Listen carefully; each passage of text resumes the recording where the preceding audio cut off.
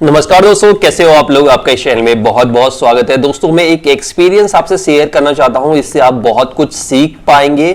जब मैं शुरू में एएसएम बना था तो मेरी जो पोस्टिंग हो गई थी वो हो गई थी एक नए लोकेशन पे, यानी दिल्ली के लिए मेरी पोस्टिंग हुई थी। और दिल्ली की मार्केट वैसे तो मैंने देखी हुई थी, लेकिन वर्क एक्सपीरियंस मेरा वहां का था नहीं।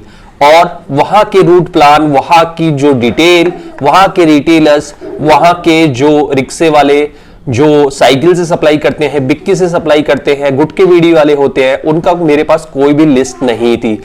जैसे ही मेरी वहां पोस्टिंग हुई तो मेरे को सबसे पहले एक काम सौंपा गया कि मुझे मार्केट तो करनी ही है अपनी टीम के साथ ही साथ मुझे जितने भी बीड़ी वाले, बीड़ी सिगरेट वाले हैं, जितने भी साइकिल से सप्लायर हैं और बिक्की से सप्लाई करते हैं, साइकिल बिक्की मोटरसाइकिल से सप्लाई करते हैं, उनकी एक लिस्ट बनानी थी अपने एरिया की। क्योंकि मेरे उस कंपनी में एक 5 रुपए वाला पैकेट लॉन्च होने वाला था, बिस्किट लॉन्च होने वाला था, जो कि 5 रुपए के पैकेट में आता था। और छोटे छोटे बिस्किट थे जो 5 रुपए के पाउच वाले पैकेट में लॉन्च होने वाले थे। तो उस लॉन्चिंग से पहले मुझे ये लिस्ट बनानी थी ताकि हमारा जो प्रोडक्ट हो नया नया बहुत अच्छी तरह से सक्सेसफुली लॉन्च हो जाए और उसकी सेल अच्छी तरह से निकल के आए। क्योंकि इस तरह के जो पैकेट होते हैं, बिस्किट एक नया पहली बार हम प्रयोग कर रहे थे, उसको पैकेट में लाने के लिए, 5 रुपए वाले पैकेट में लाने के लिए, और छोटे छोटे बिस्किट, इससे पहले ये जो छोटे छोटे बिस्किट थे ये डिब्बे में, जार में आते थे और हम उससे अलग हटके एक काम कर रहे थे। तो हमारा ये फोकस था कि जितने भी छोटे छोटे सप्लायर होते हैं वो छोटी छोटी दुकानों पर जाते हैं, छोटे छोटे इंटीरियर एरिया में जाते हैं और साथ ही गलियों में जाते हैं जहां तक हमारा बीट प्लान नहीं होता और हम नहीं पहुंच पाते, यानी हमारे सेल्समैन नहीं पहुंच पाते। तो इस तरह के जो सेल्समैन होते हैं, सबसे पहले ये पता लगाना कि ये कहां से प्रोडक्ट खरीदते हैं, किस एजेंट से खरीदते हैं, किस डिस्ट्रीब्यूटर से खरीदते हैं, किस होलसेलर से खरीदते हैं, ये पता लगाना था। और उसके बाद इनकी एक लिस्ट बनानी थी। और लिस्ट भी 6 महीने का समय नहीं दिया गया था, 1 महीने में ही लिस्ट बहुत जल्दी सबमिट करनी थी। अब आते हैं कि ये मैंने कैसे बनाया। दोस्तों अगर आप मेरे चैनल में पहली बार आए हैं तो नीचे रेड कलर में सब्सक्राइब लिखा हुआ है, वहां पर क्लिक कर दीजिए, बेल आइकन को दबा दीजिए ताकि आपको इस तरह की और भी लेटेस्ट वीडियो देखने को मिलती रहे हमेशा सबसे पहले। चलिए दोस्तों वीडियो स्टार्ट करते हैं।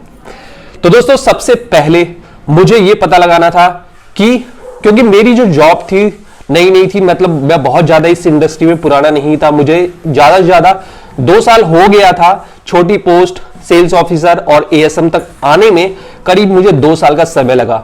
इससे पहले जो मैंने एजुकेशन कर रखी थी वो एमबीए थी रेगुलर, और इतना मेरा एक्सपीरियंस था तो मुझे बहुत ज्यादा नॉलेज नहीं थी, लेकिन फिर भी वो एरिया नया था। अब सबसे पहले अगर मैं पुराने एरिया में रहता तो मैं बहुत जल्दी ये चीजें पूरी कर लेता। अब नए एरिया में नए डिस्ट्रीब्यूटर, नए रिटेलर जिनसे मेरी जान पहचान भी नहीं है, और नए दूसरी कंपनी के सेल्समैन जिनसे मेरी जान पहचान ज्यादा नहीं थी। सबसे पहले मैंने क्या फाइंड आउट किया, मैंने दिमाग लगाया। क्योंकि मैं जिस भी सेल्समैन से पूछता था वो टाइम लेता था कि ठीक है सर, मैं आपको कुछ दिन बाद देता हूं, डेटा इकट्ठा करता हूं, मैं पता करवाता हूं। क्योंकि एक्चुअली किसी के पास डेटा था नहीं, वो पता करवाते, नंबर देते, तब तक वो मेरा महीना निकल जाता। इसलिए मुझे ट्रस्ट नहीं था। तो मैंने क्या दिमाग लगाया, मैंने ये दिमाग लगाया, सबसे पहले मैंने ये दिमाग लगाया कि ये लोग कहां से माल उठाते हैं, कहां से। सबसे पहले मैंने ये दिमाग लगाया कि ये लोग कहां से ये माल खरीदते हैं, यानी जो भी प्रोडक्ट वो सप्लाई के लिए लेके जाते हैं, चाहे रिक्शे वाले हो, चाहे साइकिल वाले हो, चाहे बिक्की वाले हो, इस तरह के ये लोग कहां से माल उठाते हैं। तो सबसे पहले मैंने फाइंड आउट किया कि ज्यादातर ये डिस्ट्रीब्यूटर से कम जुड़े होते हैं, ये होलसेलर से ज्यादा जुड़े होते हैं, होलसेलर से ये ज्यादा लेते हैं। और इनकी भी एक कैटेगरी के होलसेलर होते हैं, ये सभी होलसेलर से डील नहीं करते। बिक्की, रिक्शे वाले और क्या कहते हैं साइकिल वाले जो सप्लायर होते हैं वो एक स्पेशल कैटेगरी के जो होलसेलर है उनसे ही लेते हैं। ऐसे होलसेलरों के पास इस तरह के लोग बहुत आते हैं। तो सबसे पहले मैंने हर एरिया में, मतलब मैंने सारे एरिया में फाइंड आउट करने की मतलब जरूरत नहीं करी, मैंने एक जगह से फाइंड आउट करने की जरूरत करी। क्योंकि अगर एक बार मेरे को उस तरह के कुछ लोगों की लिस्ट मिल जाती तो उनकी चैन से मुझे और भी चीजें पता पड़ती, मुझे रिसर्च करने की जरूरत नहीं होती और फिर मैं वहां पर जाके ये चीजें करता। तो मैंने ऐसे 2-4 होलसेलर के मतलब 2-4 स्पेशल एरिया के होलसेलर, जहां इस तरह के होलसेलर बहुत ज्यादा थे, वहां पर पता लगाया। और मुझे, अब आपको पता ही है कि मेरी किसी से जान पहचान ज्यादा थी नहीं, तो होलसेलर इतनी जल्दी मुझे कांटेक्ट देता नहीं, या उसके पास होते भी नहीं। तो मैं उससे पूछता था, लेने की कोशिश करता था, लेकिन वहां पर यह था कि भाई आप यहीं पे खड़े हो जाओ, यहां पर काफी सारे इस तरह के लोग आएंगे और आप उनसे बात कर लेना, मेरे पास तो कोई कांटेक्ट है नहीं।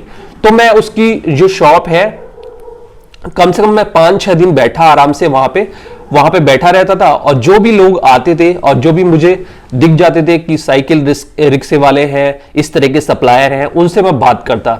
जब वो सामान लिखवा देते तो मैं उनसे बातें करता रहता, और इस बातों में मैं उनसे उनका नाम, नंबर, किस एरिया में वो सप्लाई करते हैं, उनका सप्लाई पैटर्न क्या है और कितनी स्कीम लेते हैं, क्या क्या चीजें वो सप्लाई करते हैं, मतलब नमकीन करते हैं, बीड़ी सिगरेट गुटखा करते हैं, कि मेरा प्रोडक्ट करते हैं या नहीं करते हैं।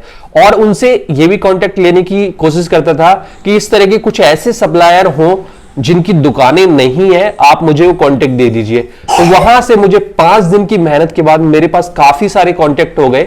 मतलब मेरे पास करीब करीब 20 से 25 कांटेक्ट हो गए थे, जो कुछ लोग उन्होंने मुझे दिए थे और कुछ जो वहां लोग आए थे। इस तरह से मैं डिफरेंट लोकेशन पे इस तरह के जो होलसेलर थे वहां बैठने लगा, अपना काम भी करता था, और फिर उसके बाद मैं 2-4 घंटे बैठता था। 5 दिन तो मैंने पूरी मेहनत करी, उसके बाद मैं 2-4 घंटे इस तरह के जो होलसेलर थे, सेमी होलसेलर, उनके पास बैठता था और वहां से इस तरह के लोगों से कांटेक्ट लेता रहता था। कुछ मेरे, उसके बाद जब मैं वहां बैठने लगा कई बार, तो होलसेलर से भी मेरी थोड़ी जान पहचान हो गई, और वहां से भी मुझे कुछ कांटेक्ट उन लोगों ने दिए कुछ दिन बाद। मतलब तुरंत नहीं दिए, जब उन्होंने देखा कि ये लड़का 3-4 दिन यहीं पे इस कंपनी का है, इस कंपनी का एएसएम है, उनको जब ट्रस्ट हो गया तो उन्होंने भी मुझे कुछ कांटेक्ट दिए और बताया कि वो फलाना होलसेलर है, उसके पास बहुत सारे लोग इस तरह के आते हैं। तो इस तरह के उनसे मुझे कुछ ऐसे होलसेलर के कांटेक्ट मिले जिनकी मार्केट में शॉप नहीं थी, जिनकी बीच बाजार में शॉप नहीं थी, जिसको मैं देख सकूं। वो घर से ही इस तरह के लोगों को डील करते थे, यानी घर पे ही माल रखते थे, और छोटे छोटे साइकिल बिक्की वाले, इस तरह के जो सप्लायर थे, उनसे डील करते थे। तो वहां पहुंचा, और इस तरह से 15 से 20 दिन के बाद मेरे पास करीब करीब 50 से ज्यादा इस तरह के जो सप्लायर थे, उनकी एक लिस्ट आ गई। अब क्या था, अब कंपनी में मैंने वो लिस्ट बना के दे दी थी, और उसके बाद मैं और भी उसमें जोड़ रहा था।